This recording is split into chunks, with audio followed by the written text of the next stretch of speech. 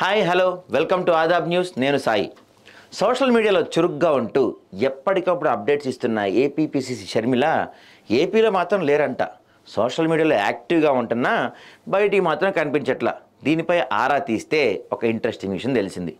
ఆమె కొద్ది రోజులుగా సింగపూర్లో ఉంటున్నారంట.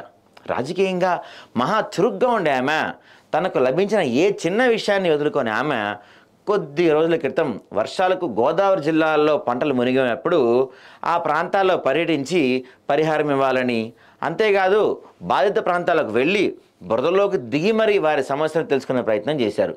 ఇలా అనూహ్య రీతిలో రియాక్ట్ అయ్యే షర్మిల ఇటీవల విశాఖ సమీపంలోని అచ్యుతాపురం సెజ్ వద్ద మాత్రం అంత పెద్ద ప్రమాదం జరిగినా అంత విషాద ఉదంతంలో కూడా ఆమె ఎక్కడా కనపడలా.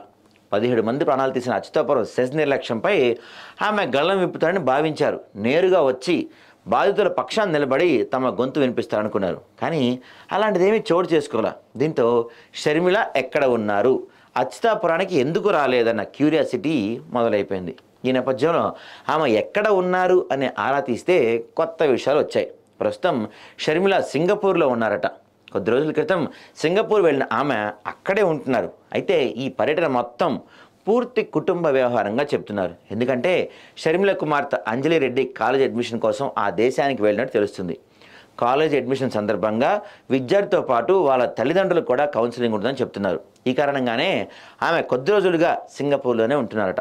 ఇక విశ్వసనీయ వర్గాల సమాచారం ఏంటంటే ఈ నెలాఖరు వరకు సింగపూర్లోనే షర్మిల ఉంటారని, ఆ తర్వాత దాదాపు సెప్టెంబర్ 2న తన తండ్రి ముఖ్యమంత్రి మాజీ దివంగత నేత వైఎస్ రాజశేఖర రెడ్డి వర్ధంతి కావడంతో ఆ రోజున ఆమె ఇడుపులపైకి చేరుకుంటారని తెలుస్తుంది. దీనికి ఒక రోజు ముందుగా ఇండియాకు చేరుకునే అవకాశం ఉందని చెప్తుంది. అయితే ఆమె వర్ధంతి వేళ ఇడుపులపైలో ఉండనున్నారు. సో షర్మిల మన ఏపీలో లేకుండా సింగపూర్లో ఎందుకున్నారు ఏంటి అని మనం ఎంక్వైరీ చేస్తే మనకు తెలిసింది. ఇది కట్.